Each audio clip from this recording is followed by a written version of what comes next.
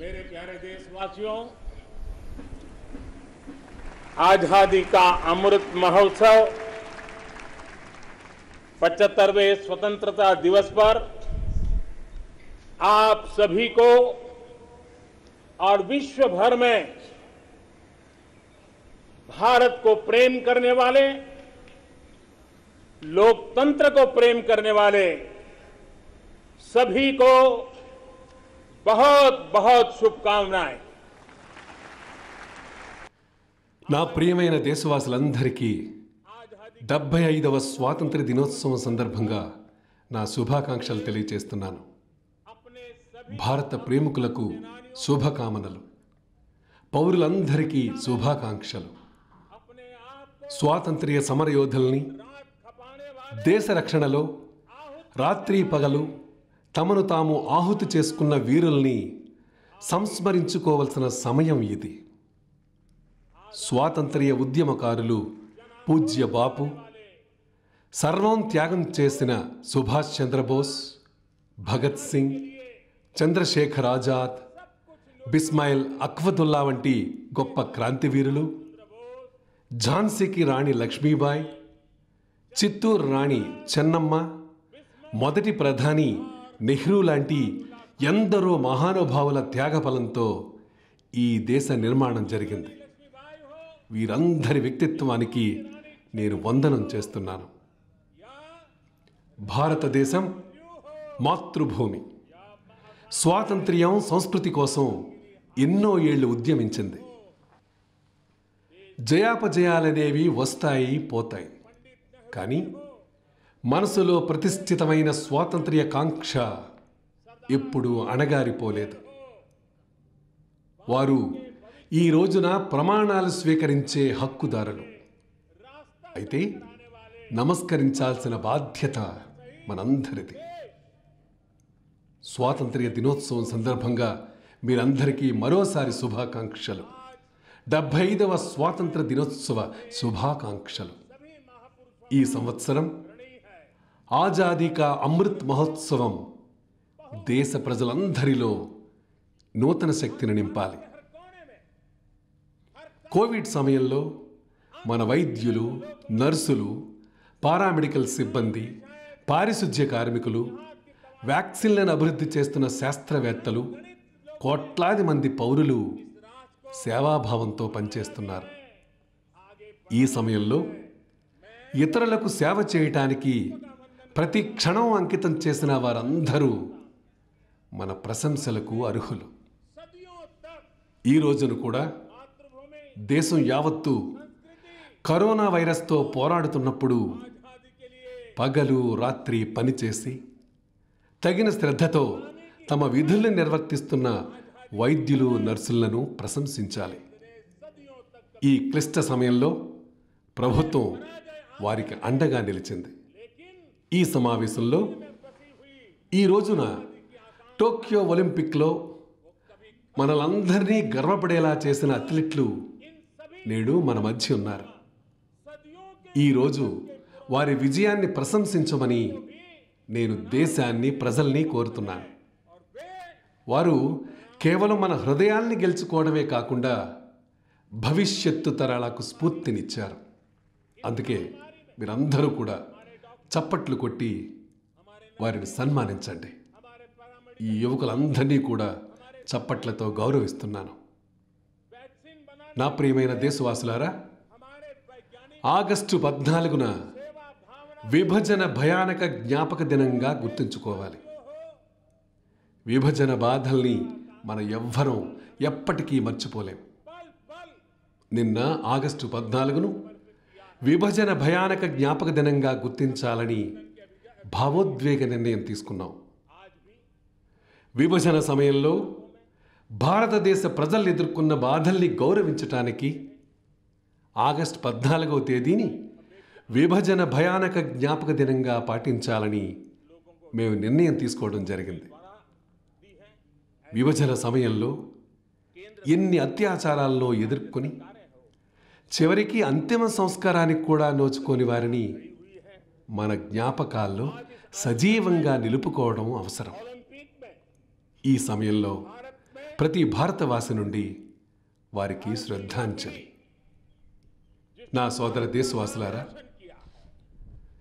ప్రగతి మార్గంలో పెరుగుతున్న మన దేశం ముందు ఈ కరోనా సమయం మొత్తం మానవ జాతి ముందు పెద్ద సవాలుగా వచ్చింది. భారతదేశ ప్రజలు ఈ యుద్ధంలో సంయమనం సహనంతో పోరాడారు. మన శాస్త్రవేత్తల కారణంగా మేడ్ ఇన్ ఇండియా 2 కోవిడ్ వ్యాక్సిన్లను అభివృద్ధి చేయగలిగామని, అంతేకాకుండా ప్రపంచంలోనే అతిపెద్ద వ్యాక్సిన్ డ్రైవ్ను చేపట్టడం కూడా మనందరికీ కూడా గర్వకారణం. 54 కోట్ల మంది ప్రజలు వ్యాక్సిన్ తీసుకున్నారు. 80 కోట్ల మంది ప్రజలకు సంకట సమయంలో ఆహార పదార్థాలను ఇచ్చి బీద గృహాలందరినీ ఆనందంతో నడిపించాం. చాలామందిని కాపాడుకోగలిగాం. కానీ ఇది వీపు చర్చుకోవాల్సిన విషయం కాదు. కొన్ని మిగతా దేశాలతో పోలిస్తే మన వ్యవస్థ చాలా చిన్నది. అయినా మన జీవన విధానం వేరు, మన జనసంఖ్య అధికం. మన అన్ని ప్రయత్నాల తర్వాత మేం కూడా కోవిడ్-19కి వ్యతిరేకంగా చేసిన ఈ పోరాటంలో చాలామందిని కోల్పోయాం. ఈ భరించలేని నొప్పి ఎల్లప్పుడూ మనతోనే ఉంటుంది. నా ప్రియమైన దేశవాసులారా, ఈ భారత్ కీ వికాస్ యాత్రలో మన వేడుకల్ని అమృత్ మహోత్సవంకి పరిమితం చేయాల్సిన అవసరం లేదు. కానీ భారతదేశానికి స్వాతంత్ర్యం వచ్చి 100 ఏళ్లు పూర్తయినప్పుడు మన లక్ష్యాలని నెరవేర్చుకునేలా చూసుకోవాలి. మన లక్ష్యం ప్రపంచ స్థాయి మౌలిక సదుపాయాల్ని కలిగి ఉండటమే కాకుండా కనీస ప్రభుత్వం గరిష్ట పాలన అనే మంత్రంతో ముందుకు సాగడం. ఈ భారత్ కీ వికాస్ యాత్రలో భారతదేశానికి 100వ స్వాతంత్ర దినోత్సవం జరుపుకున్నప్పుడు ఆత్మనిర్భర్ భారత్ నిర్మించాలనే మా లక్ష్యం నెరవేరుతుందని నిర్ధారించుకోవాలి. మారుతున్న కాలంలో మనల్ని మనం మార్చుకోవాలి. సబ్కా సాథ్, సబ్కా వికాస్, సబ్కా విశ్వాస్. మరిప్పుడు ఆత్మనిర్భర్ భారత్ అనే మన లక్ష్యాన్ని సాధించటానికి సబ్కా ప్రయాస్ ముఖ్యం. ఆయుష్మాన్ భారత్, ఉజ్వల యోజన, పెన్షన్ యోజన, ఆవాస్ యోజన మొదలైన పథకాలతో మన పౌరులలో 100% కనెక్ట్ కావాలి. భారతదేశాన్ని కొత్త శిఖరాలకు తీసుకెళ్లడానికి మా ప్రభుత్వం ఓబీసీ బిల్లును ఆమోదించింది. ఇది మన దేశంలో ఉన్నటువంటి వెనుకబడిన తరగతులకు రిజర్వేషన్ కల్పిస్తుంది. భారతీయులు ఈ యుద్ధంలో చాలా సహనంతో పోరాడారు. అంతేకాకుండా మనం అనేక సవాళ్లను ఎదుర్కొన్నాం. ప్రతి ప్రాంతంలో అసాధారణమైన వేగంతో పనిచేశాం. ఇది మన పారిశ్రామికవేత్తల, శాస్త్రవేత్తల బలం ఫలితం. నేడు భారతదేశం టీకాల కోసం ఇతర దేశాలపై ఆధారపడాల్సిన విషయం ఏమాత్రం లేదు. సబ్కా సాథ్, సబ్కా వికాస్, సబ్కా విశ్వాస్, సబ్కా ప్రయాస్ కొత్త లక్ష్యం. దేశంలోని ప్రతి పౌరుడికి అన్ని ప్రాథమిక అవసరాలను అందిస్తూ సంతృప్తిని చేరుకోవడానికి, అలాగే దేశాన్ని నిర్మించటానికి నేటి నుండి ప్రారంభమయ్యే నినాదం సబ్కా సాథ్, సబ్కా వికాస్, సబ్కా విశ్వాస్, సబ్కా ప్రయాస్. సహకార ఉద్యమాన్ని బలోపేతం చేయాలని, పెట్టుబడిదారీ విధానం, కమ్యూనిజం అన్నీ దేశ ఆర్థిక శాస్త్రంలో చర్చలు అని. కానీ భారతదేశంలో సహకార ఉద్యమం ముఖ్యం. సహకార సంఘాలు ఒక స్ఫూర్తి, విలువల సమితి సమిష్టి సంకల్పం. కోవిడ్-19 సమయంలో మన శాస్త్రవేత్తల బలం, నిబద్ధతను చూశాం. వ్యవసాయ రంగంలో మన శాస్త్రవేత్తల ఆలోచనలు, సలహాలను వెలికితీసే సమయం వచ్చింది. వ్యవసాయ శాస్త్రం కేవలం పళ్ళు, కూరగాయలను పండించడం మాత్రమే కాదని, భూమిని తగ్గించడం గురించి మాట్లాడడం ముఖ్యం. మా రైతులు 80% 2 హెక్టార్లలోపు ఉన్నవారు. మునుపటి విధానాలు చిన్న సన్నకారు రైతులకు ప్రాధాన్యతను ఏమాత్రం ఇవ్వలేదు. ఇప్పుడు విత్తనాలు, ఎరువులకు సంబంధించి కొత్త వ్యవసాయ చట్టాలు ఈ రైతులందరినీ కూడా బలోపేతం చేస్తాయి. రైతులందరికీ కూడా ఆదాయ మద్దతు కొనసాగుతోందని, ఇప్పటి వరకు 2 లక్షల కోట్ల వరకు బదిలీ చేయబడింది. ఈ ఉద్యమాన్ని బలోపేతం చేయాల్సిన అవసరం ఉందని మరియు దీనికోసం ప్రత్యేకమైనటువంటి మంత్రిత్వ శాఖను సృష్టించారు. అవస్థాపన తరం కోసం కలిసి పని మరియు నవతర సాంకేతికతకు ప్రపంచ స్థాయి అవస్థాపన ఆధునిక అభివృద్ధి ఉంటుంది. ఎందుకంటే ఇది ఆకాంక్షలకు రెక్కలు ఇస్తుంది. సముద్రం, గాలి, భూమిపై మౌలిక సదుపాయాలు అభివృద్ధి చెందుతున్న వేగానికి ఇది ఒక ప్రేరణ. ప్రధానమంత్రి గతిశక్తి మాస్టర్ ప్లాన్ 100 లక్షల కోట్లు త్వరలో వెల్లడవుతాయి. ఇది అభివృద్ధికి సమగ్ర మార్గాలకు ఆధారం అవుతుంది. దేశంలో తయారీ ఎగుమతుల్ని పెంచాలి. మన తయారీలో మనం నాణ్యత కలిగి ఉండాలి. కనుక ఇది ప్రపంచ మార్కెట్లలో పోటీ పడగలదు. మీరు ప్రపంచవ్యాప్తంగా విక్రయించేది భారతదేశంతో జత చేయబడిందని తయారీదారులందరూ తెలుసుకోవాలి.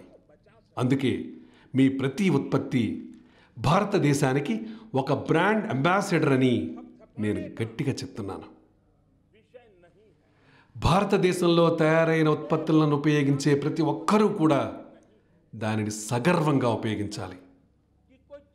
ఈరోజు భారతదేశంలో అతిపెద్ద కోవిడ్-19 టీకా కార్యక్రమం అమలు చేయబడుతుందని సగర్వంగా చెప్పగలం. ఇప్పటి వరకు 54 కోట్లకు పైగా ప్రజలు టీకా మోతాదులను అందుకున్నారు. 2 టైర్ మరియు 3 టైర్ నగరాల్లో కొత్త స్టార్టప్లు రాబోతున్నాయని, పాలసీ మరియు ఇతర సమస్యల విషయంలో ప్రభుత్వం వారికి మద్దతుగా ఉంది. కోవిడ్-19 సమయంలో 1000కి పైగా స్టార్టప్లు ప్రారంభమయ్యాయి. చాలామంది యూనికార్న్లుగా మారారు. వారు కొత్త రకమైనటువంటి సంపద సృష్టికర్తలు. క్రమంగా సంస్కరణ దేశం, రాజకీయ సంకల్పం, స్మార్ట్ మరియు మంచి పాలన వస్తూ ఉంది. ప్రపంచంలో అది ఎక్కడా లేకపోవడం తెలుస్తోంది. కోవిడ్-19 సమయంలోనే 15,000 కంప్లైంట్లు తొలగించబడ్డాయని మ్యాప్ల ఉదాహరణ. గత 200 సంవత్సరాలుగా భారతీయులు ఎవ్వరికీ కూడా మ్యాప్లను ప్రచురించే హక్కు లేదు. అలా చేసినందుకు ఒకరిని అరెస్ట్ చేయొచ్చు. అయితే ఇప్పుడు ప్రతి ఫోన్లో శాటిలైట్ ద్వారా మ్యాప్ ఉంది. పాత చట్టం పోవటం చాలా ముఖ్యం. ప్రతి దేశం అభివృద్ధి ప్రయాణంలో ఆ దేశం కొత్త ముగింపు నుంచి తనను తాను నిర్వచించుకున్నప్పుడు, అలాగే కొత్త తీర్మానాలతో ముందుకు సాగాల్సిన సమయం వస్తుంది. ఈరోజు భారతదేశ అభివృద్ధి ప్రయాణంలో ఆ సమయం వచ్చింది. సబ్కా సాథ్, సబ్కా వికాస్, సబ్కా విశ్వాస్. ఇప్పుడు మా అన్ని లక్ష్యాల సాధనకు సబ్కా ప్రయాస్ ముఖ్యం. ప్రభుత్వ పథకాల బలం పేదలకు తెలుసు. గత 7 సంవత్సరాలలో ప్రారంభమైనటువంటి అనేక పథకాల ప్రయోజనాలు కోట్ల మంది పేదలకు చేరుకున్నాయి.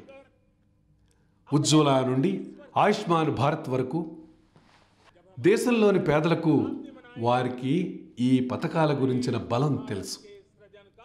నేడు ప్రభుత్వ పథకాలు వేగం పుంజుకున్నాయి మరియు వాటి లక్ష్యాలను చేరుకున్నాయి.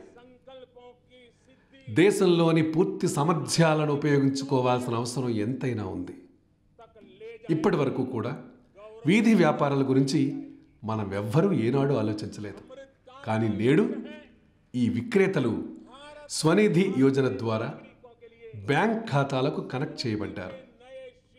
పంపు నీటి పథకం, జల్ జీవన్ మిషన్ చాలా బలంగా మరియు వేగంతో సాగుతుందని, ఈ ప్రణాళికలను 100% కవరేజ్ చేయటం అంటే ఎవ్వరూ వదిలిపెట్టబడలేదని లేదా వివక్ష లేదా అవినీతి లేదని అనుకోవాలి. అతి త్వరలో దేశంలోని 1000 ఆసుపత్రులు తమ సొంత ఆక్సిజన్ ప్లాంట్లను కలిగి ఉంటాయి.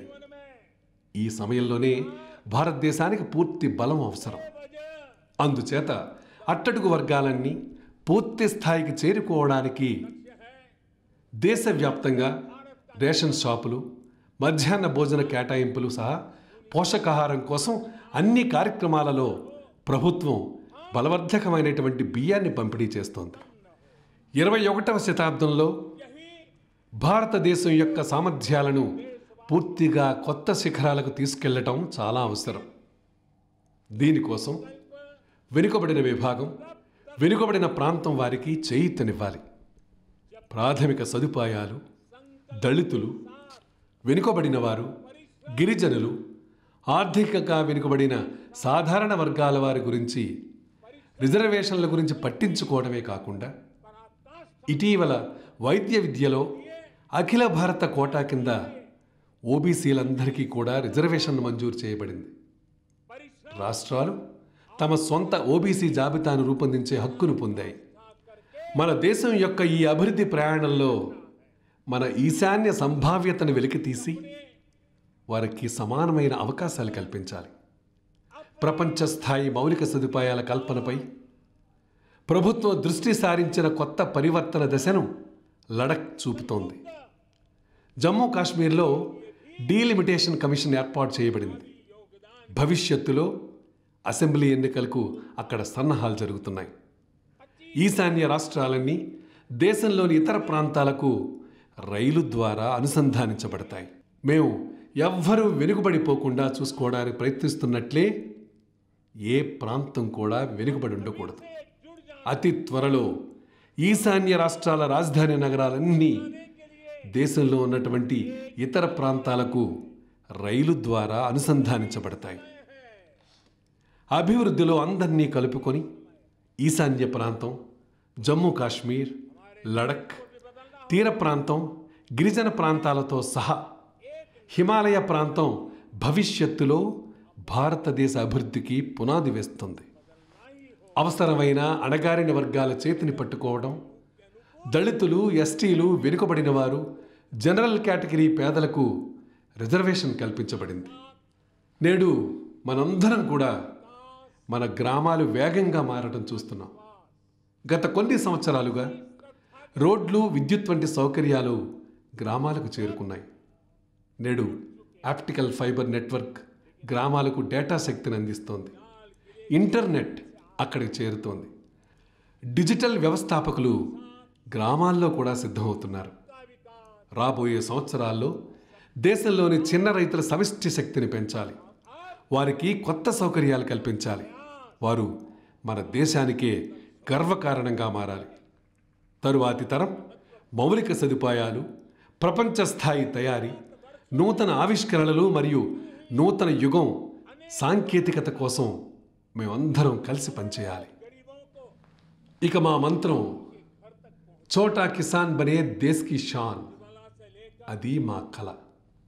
ఈరోజు దేశంలోని 70కి పైగా రైలు మార్గాల్లో కిసాన్ రైలు నడుస్తోంది. రాబోయే రోజుల్లో పిఎం గతిశక్తి ప్రణాళికను ప్రారంభిస్తాం. 100 లక్షల కోట్ల జాతీయ మౌలిక సదుపాయాల మాస్టర్ ప్లాన్ ఇది. సంపూర్ణ మౌలిక సదుపాయాలకు పునాది వేస్తుంది. మన ఆర్థిక వ్యవస్థకు సమగ్రమైనటువంటి మార్గాన్ని అందిస్తుంది. అంతేకాకుండా 75 వందే భారత్ రైళ్లు భారతదేశంలోని ప్రతి మూలను 75 వారాల స్వాతంత్ర్య అమృత మహోత్సవంలో కలుపుతాయి. పెద్ద మార్పులు, పెద్ద సంస్కరణలు తీసుకురావడానికి రాజకీయ సంకల్పం అవసరం. నేడు భారతదేశంలో రాజకీయ సంకల్పానికి కొరత లేదని ప్రపంచం అంతా గుర్తిస్తోంది. సంస్కరణలు తీసుకురావడానికి మంచి తెలివైన పాలన అవసరం. భారతదేశం కొత్త పాలన అధ్యాయాన్ని ఎలా రాస్తుందో ప్రపంచం సాక్షిగా ఉంది. పౌర సేవలు చివరి వ్యక్తికి సజావుగా చేరేలా చూడడం మా ప్రాధాన్యత. దేశం సర్వతోముఖాభివృద్ధికి ప్రజల జీవితాలలో ప్రభుత్వం, మా ప్రభుత్వ విధానాలలో ప్రజల అనవసర జోక్యాన్ని అంతం చేయటం చాలా అవసరం. ఇంతకు ముందు ప్రభుత్వం డ్రైవర్ సీట్లో కూర్చుంది. బహుశా ఆ సమయంలో అది అవసరం కావచ్చు. కానీ ఇప్పుడు సమయం మారింది. అనవసరమైన చట్టాలు, విధానాల నుంచి ప్రజల్ని విడిపించటానికి గత 7 సంవత్సరాలలో ప్రయత్నాలు పెరిగాయి. అనేక అనవసరమైన చట్టాలు ఇప్పటి వరకు రద్దు చేయబడ్డాయి. ఈరోజు 100 సంవత్సరాల స్వాతంత్ర్యం పూర్తి కావడానికి ముందు భారతదేశాన్ని శక్తియుత స్వతంత్రంగా తీర్చిదిద్దుతామని మనందరం కూడా ప్రతిజ్ఞ చేయాలి. భారతదేశం ఎలక్ట్రిక్ మొబిలిటీ వైపు వెళ్ళింది. 2030 సంవత్సరం నాటికి నికర సున్నా కార్బన్ ఉద్గారిణిగా మారాలనే లక్ష్యంతో భారతీయ రైల్వేల 100% విద్యుదీకరణపై పనులు జరుగుతున్నాయి. ఈరోజు భారతదేశంలో అమ్మాయిలు పని ప్రదేశంలో, విద్యలో మహిళల సమాన భాగస్వామ్యాన్ని మనం నిర్ధారించుకోవాలి. వీధుల్లో మహిళలంతా సురక్షితంగా ఉన్నారు. పోలీసు బలగాలు, చట్టం అమలు చేసేవారు ప్రతిజ్ఞ చేయాలి. దేశంలోని మహిళలను ఉద్ధరించడానికి ఇప్పుడు అన్ని సైనిక పాఠశాలలు బాలికల కోసం తెరవబడతాయి. పోషకాహార లోపం సమస్యను పరిష్కరించడానికి ప్రభుత్వం మధ్యాహ్న భోజనం వంటి వివిధ పథకాల ద్వారా పేదలకు పంపిణీ చేసే బియ్యాన్ని బలపరుస్తుంది. పోషకాహార లోపం, సూక్ష్మ పోషకాల లోపం పేద పిల్లల ఎదుగుదలపై ప్రభావం చూపుతున్నాయి. దీనిని చూసి వివిధ ప్రభుత్వ పథకాల ద్వారా పేదలకిచ్చే బియ్యాన్ని పటిష్టం చేయాలని నిర్ణయించాం. రేషన్ షాపులు లేదా మధ్యాహ్న భోజన పథకం ద్వారా అయినా ప్రతి ప్రభుత్వ కార్యక్రమం కింద అందుబాటులో ఉంచిన బియ్యాన్ని 2024 సంవత్సరం నాటికి పూర్తిగా పటిష్టం చేస్తారు. పర్యావరణ భద్రత కోసం భారతదేశ శక్తి స్వతంత్రంగా లేదని, ఇంధన అవసరాల కోసం ప్రతి సంవత్సరం 12 లక్షల కోట్లకు పైగా ఖర్చు చేస్తున్నాం. భారతదేశాన్ని శక్తి స్వతంత్రంగా మార్చాలి. ఈ దిశలో మా వాహన స్క్రాప్ విధానం ముఖ్యం. G20 ఆర్థిక వ్యవస్థలో వాతావరణ పరిరక్షణ లక్ష్యాల వైపు వేగంగా నడుస్తున్న అతి కొద్ది దేశాల్లో భారతదేశం ఒకటి. గ్రీన్ హైడ్రోజన్ రంగం మనకు వాతావరణ లక్ష్యాలలో క్వాంటం జంప్ ఇస్తుంది. గ్రీన్ హైడ్రోజన్ ఉత్పత్తి, ఎగుమతులకు భారతదేశాన్ని ఒక కేంద్రంగా మార్చడానికి ఒక జాతీయ హైడ్రోజన్ మిషన్ ప్రకటిస్తున్నాం. ఇది ఆకుపచ్చ ఉద్యోగాల ద్వారా ఆకుపచ్చ వృద్ధికి ఆధారం అవుతుంది. 2వ ప్రపంచ యుద్ధం తరువాత ప్రపంచ క్రమంలో మార్పు వచ్చింది. కోవిడ్-19 తర్వాత కూడా ప్రపంచంలో అలాంటి మార్పే వచ్చే అవకాశం ఉంది. ప్రస్తుతం బలవర్ధకమైన బియ్యంపై కేంద్ర పథకం పబ్లిక్ డిస్ట్రిబ్యూషన్ సిస్టమ్ PDS ద్వారా పంపిణీ చేయబడిన 15 రాష్ట్రాలలో 5 రాష్ట్రాలు ఒక్కో జిల్లాలో పైలట్ పద్ధతిలో అమలు చేస్తున్నాయి.